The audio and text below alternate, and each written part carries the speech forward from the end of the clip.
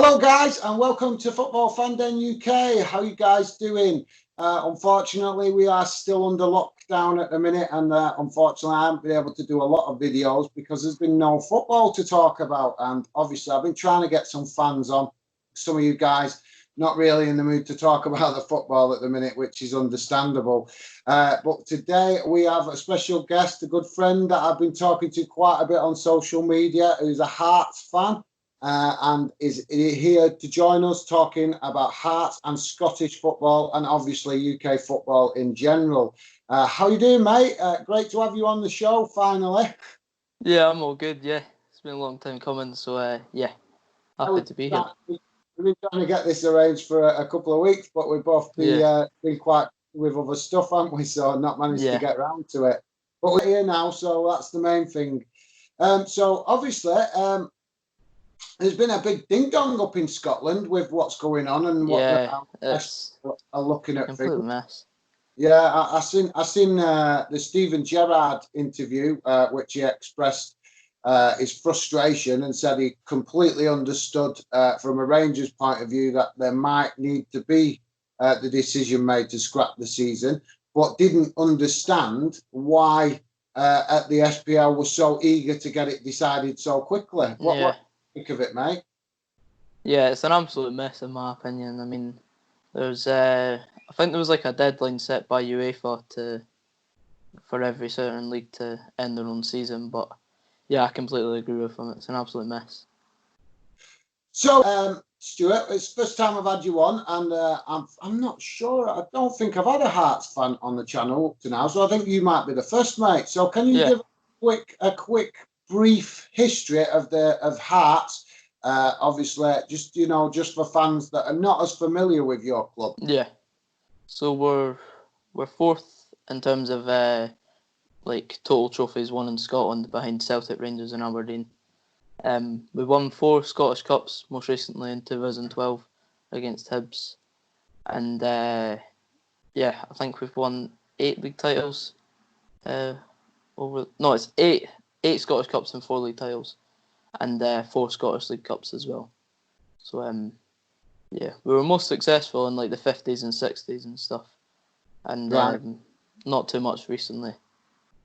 So how did the club come to be then? How was it founded? Was it because of the fact obviously you're in the capital city, but was it like because of coal miners, or shipyards? What it was kind of crazy. It was crazy how we were formed. It was in 1874 we were formed. It was a dancing club called Heart of Midlothian, and they formed a football team, and that's how Hearts came about. All right, well, it's a bit different, mate, because like I was saying, most clubs are founded by shipyards or coal mines or something like that, because of the community thing. Or even just a local village or something that arranged to make a football team.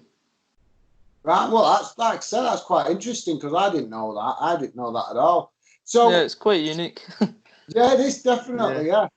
So obviously there is some fans that are probably particularly English fans that might not be familiar with the rivalry with Hearts. Obviously your closest rivals are Hibs. So can you tell us a little bit about that? So that obviously just to give an insight to fans that are not as familiar with your club. Yeah, so the rivalry came about, it actually came about in 1875 on Christmas Day.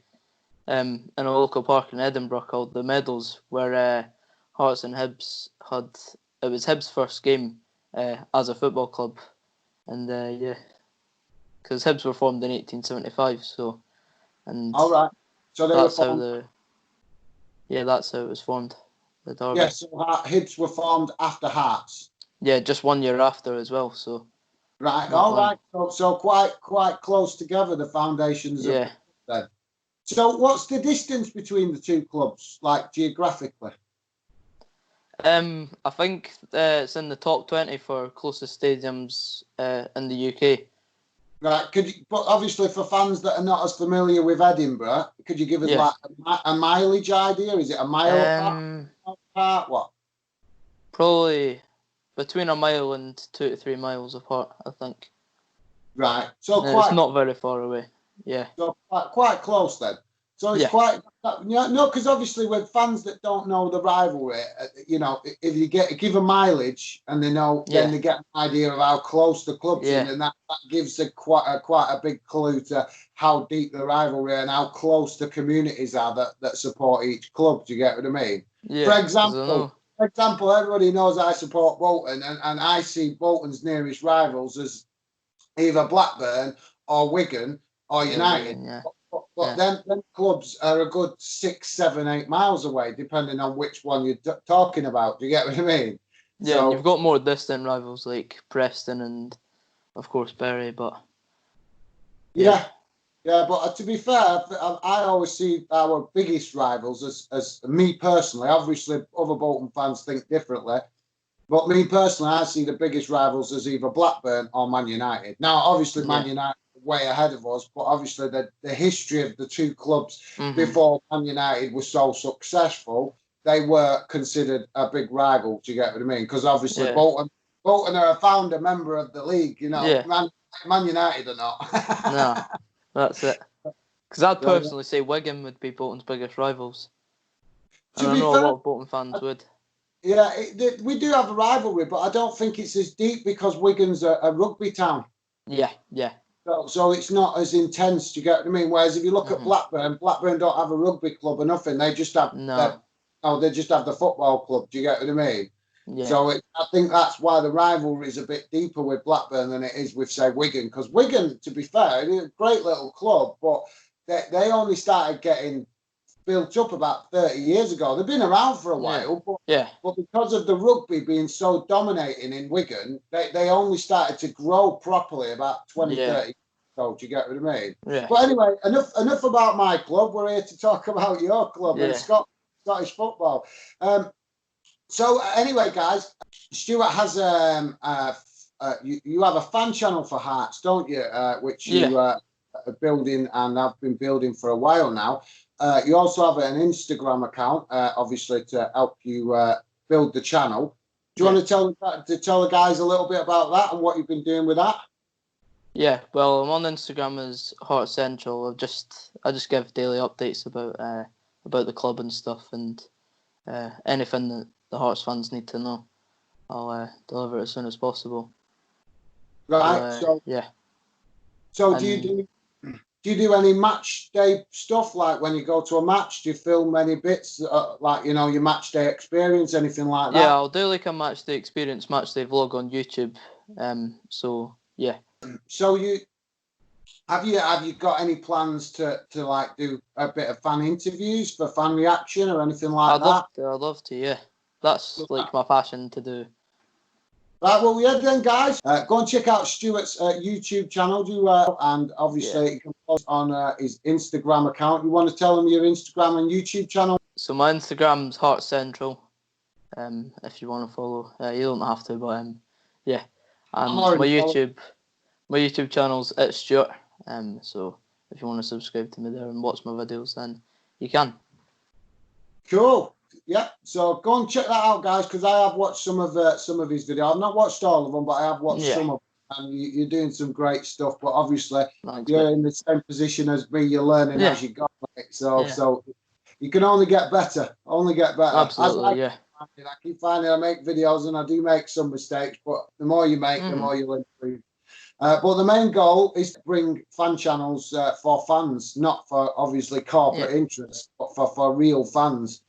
So, mate, obviously, I want to get your opinions on this Scottish SPL thing because it's been well debated, well documented in the last couple of weeks. Obviously, me personally, I mentioned that I've heard Stephen Gerrard's interview, and to be quite honest, I am 100% in agreement with Stephen Gerrard. I understand if they need to stop the league and call it a day for the best interests of Scotland, that's fair enough. But a lot of people that are reading about this are overlooking some of the facts. And one fact that I am well aware of is the fact that UEFA have been absolutely disgraceful and they have discriminated, in my opinion, against smaller nations with their leagues. And they've been putting pressure on countries like Scotland, Norway, Denmark, countries, smaller nations, Lithuania, places like that, where the UEFA don't see their league as that important. And they've been pressuring them and bullying them basically to end the season and threatening them that if they don't, it could impact their qualification for UEFA competitions next year and possibly even be detrimental to the finances going into that country from UEFA. But a lot of people are not aware of this. So to me, the decision that the SPL are about to make, because obviously they're still not 100% made it, is based on the fact that they are being pressured by UEFA and they have done nothing. The people running the SPL have done nothing, in my opinion, to stand up to UEFA and make us look, fair dues. We know we might have to make a decision to end the season, but let's give it a bit more time. They've not even stood up and done that. That's my perspective on it. What's your perspective, mate? Well, I know that they want to, like you said, I know they want to finish the season with where the teams are. But I've heard that UEFA are they're saying, if you don't do this, then the clubs in your league won't be given entry to UEFA competitions for possibly the foreseeable future. Yeah, well, that's the point. If that is the case, that's bullying because they're not doing the same thing down south for England, are they? Do you know what I mean? Why are they not doing it? Because money talks, and this is where there's an imbalance in football. This is a perfect example of an imbalance in football of how UEFA are treating certain countries' football, with more respect than other countries. That's not right. That's we're all football fans. We all want to see our club be able to compete in every possible way possible, in every competition possible. So UEFA doing stuff like that is just it's disrespectful, but it's also there's no other word for it. It's discriminating. No, I know. Have you heard any news coming from SPL that they're going to actually? Is it looking like they're going to make this as a decision? Because I know they've already ended this first and second division, and I'm not sure. Yeah. They've ended the championship as well. Yeah. Right. So obviously it's just that we're just waiting on a solid decision on what they're doing with the Premiership. Yeah. Have you heard anything new? Do you know what? I know that they're keeping quiet, but I know that Rangers have made an inquiry about bullying, from the SPFL to clubs, and that some clubs have been discriminated by the SPFL. Sorry, go on. Yeah, there was a meeting a couple of days ago to reconstruct the league, because it's currently a 12-10-10-10 format, and there's 42 clubs over the 4 divisions, and they were planning on changing it to 3 divisions and making it like a 14-14-14, which means there'd be promotions but no relegations. So basically, they're making the whole issue even more complicated than it needs to be. It's already complicated enough because obviously at the end of the season there will be financial implications for clubs, possibly even for the SPL in respect to sponsorships, things like that. So that's complicated enough. So they're actually talking about things that could make it even more complicated. It basically means that there would be no League 2, but 2 clubs from the Championship would go up to the Premiership, but the bottom 2 from the Premiership wouldn't get relegated. So there'd be promotions but no relegations. That's crazy. It's mental. That's crazy. You can't justify. How can they justify that? That's basically saying, oh, we're going to respect that you won, but the other club, we're not going to respect that you've got. That's crazy. Absolutely. Even though it works for my club and Hearts would stay up, realistically, if I'm being honest, we deserve to go down. So, mate, I totally respect your honesty with that because no fan wants to see their club get relegated. But like you just said, it's sometimes you have to be honest and acknowledge that your team has not performed. And a lot of fans don't always be realistic like that, and I respect that you actually are acknowledging that, because to be fair, the issues at Hearts, from what I've seen, looking out from the outside, looking in this season, I've not just been about the team. I think there've been issues within the club behind the scenes that fans are not seeing, and that has resulted. And that is kind of, what's the word? It's spilled over onto the pitch. If you know what I mean. I know. It's affected the team morale. Well, the thing that's really annoyed the fans the most is we've not been told anything by anyone, but something's got to have gone on, because we've only won 4 league games this season, and realistically we should be in third, challenging the Old Firm, because we're supposed to be considered best of the rest, right? And we're bottom of the league. Well, to be fair, mate, I've always shown an interest in Scottish football, but I really started following it this season a lot more intensely, because I'm obviously building Football Fandom. And one thing I've noticed is that, like you say, is that for me, I was quite surprised how slow Hearts started the season. I was I've always, every time I've always looked at the Scottish League before, you was at least mid-table, at least. Yeah. So I was quite surprised at how you started off the season. But obviously, like I say, I don't watch Hearts all the time, so I don't know. But obviously, as I've took more interest this season myself, I've noticed that a lot of the issues that were going on at Hearts were going on behind the scenes. Because I think, am I remembering rightly? Wasn't there even some protests at one point? There was protests in September. That says a lot about the club. There was like people with signs like asking the club to get rid of the manager and stuff, and that some players were bottle jobs and they had to go. I was there. I wasn't protesting really, but I was just there to experience it and stuff. Right. If you want to protest, as long as you do it respectfully, you have every right. That is the right of what is supposed to be a free country and free speech. So if you wish to go out and I was protest, there to help make up the numbers, because we had to make that protest, because the week after we got our first league win of the season, which was against Hibs away. It clearly looks like it may have had some impact. We thought it was going to start going uphill from there, but clearly not.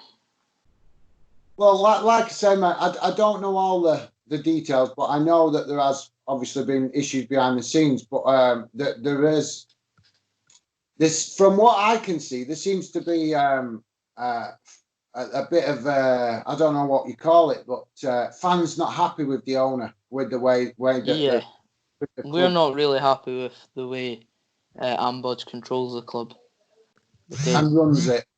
Yeah, because we haven't won back-to-back league games since December 2018. Right. Which is mental. It's nearly a season and a half ago. Yeah, that's crazy. That is absolutely crazy.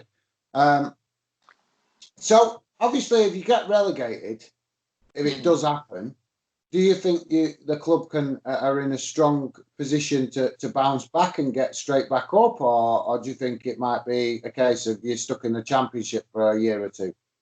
Well, some of our best players, including Stephen Naismith, have said that they're committed to helping the club get back to the Premiership if we do go down. But it's good to see that some of the best players have said they're going to stay, because... And even if we do lose some players, a lot of our best players are young, and we'll get a lot of money for them. Well, that's it. If you've got players that are classed as assets, then obviously that can help generate revenue to stabilise finances. But I might be understanding this wrong, but didn't Hearts go a bit crazy at the start of the season, getting a lot of loan players? Yeah, there was a few pretty iffy ones at the start of the season, but the season before, we signed like 16 players in the summer.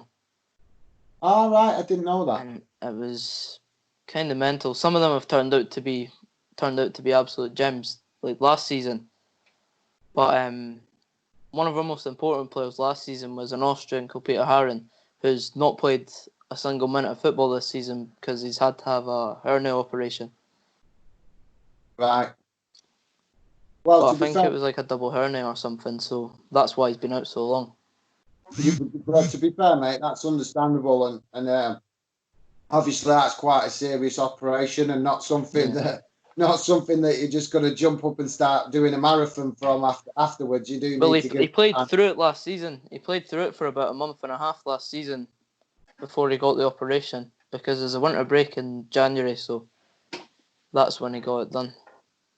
Right. So what do you expect him that he's gonna come back into the squad next season? Then you think he'll be fit and ready to go for next season? I do, but it's the fact whether we can hold on to him or not. But the point of obviously, if has any news come out to say he's actually ready to return to training, anything like that? He was supposed to come back in like January, February, Right. but it was January last year where he got his operation, and then he played the rest of last season, but we haven't seen him since the Scottish Cup final last season, Right. which we lost to 1 Celtic. Well, but from what you're telling me, mate, I would expect to be back for the start of next season, and Yeah, he obviously, should be. yeah, the concern what you just raised is right. Can you keep hold of him? But to be fair, I think you will. I think you'll keep hold of him for at least half of the season, possibly even all of it, because if he's been out for that long, not many clubs are going to be interested in him because his fitness. Do you get what I mean? So obviously, Hearts, to get any money for him, if they did want to sell him, would have to get him fit again, match sharp again, and get him obviously doing what he can do that helps the team. You know what I mean? And then obviously other clubs will then start to show interest if he's looking, dangerous, shall we say, or effective. Yeah.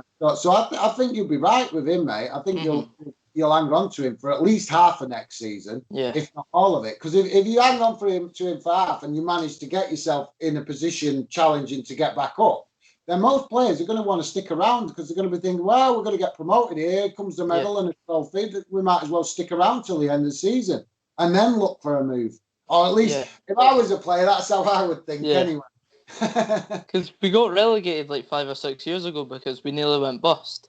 We were pretty much in Bolton Bury situation, and we were pretty much set to go under. But we were saved by the fans. Mate, I've seen one thing I've seen. I might not be as clued up with you guys up in Scotland, but one thing I have noticed since I have been showing a lot more, and I knew it before, but obviously this last year or so, taking more interest in Scottish football, I have noticed there is some absolutely fantastic fans up there in Scotland. So passionate, so loyal, but knowledgeable. And I admit, I'm going to mention it because it needs mentioning. There obviously in every league and every club there is idiots. There is fans that are just that talk shit. You know what I mean? But there is such one thing I have come across is there is such a fantastic understanding and knowledge of football and so passionate about it in Scotland. Absolutely. Yeah, but other leagues like England don't see this, mate. Fans in England don't understand that. They don't understand why the Scottish fans are so passionate. They don't get it because I've had people asking me why you're doing videos and Instagram involving Scottish football. But if they could step away from the Premier League for 5 minutes and actually look at Scottish football and see the passion and the knowledge that Scottish fans have got, then they maybe understand it a bit better. Do you get what I mean? Absolutely. Yeah. So I just thought that was worth a mention, mate, because obviously I'm English, so obviously I love my club and I love English football, but I love Scottish football. I love the passion you guys show up there, and the fact that you could support Barcelona, Real Madrid, Man United, Liverpool, all these big corporate clubs, but you don't. You stay loyal to your country and to to the clubs in your country and give them the support that they need. Yeah, because we've been bottom of the league all season, but we've still sold out 20k every single week. Like, even when we're playing the lesser clubs, I don't like to disrespect anyone in the league because we're bottom of the league, but we're probably one of the biggest clubs in the division anyway, so, yeah. Yeah, mate. You like I say, definitely a fantastic following up there, and I've definitely noticed that there is a good following for Hearts. To be honest, on social media, I've noticed more Hearts fans than I have some other clubs. I'm not going to mention no names because Yeah. I don't want to get loads of hate messages just because I'm Yeah. mentioning I'm singling out clubs. But I've had some fantastic conversation with some Hearts fans. Yeah. So yeah, great club, mate. So. Thank you very much for joining me, Stuart. I really appreciate it. Yeah. No Unfortunately, worries. No worries. we've been on for quite a while, actually. I didn't Yeah. realise the time had gone by so quick. So hopefully, mate, you can join me on another video and Absolutely. I'd love to. Yeah. get some knowledge from you.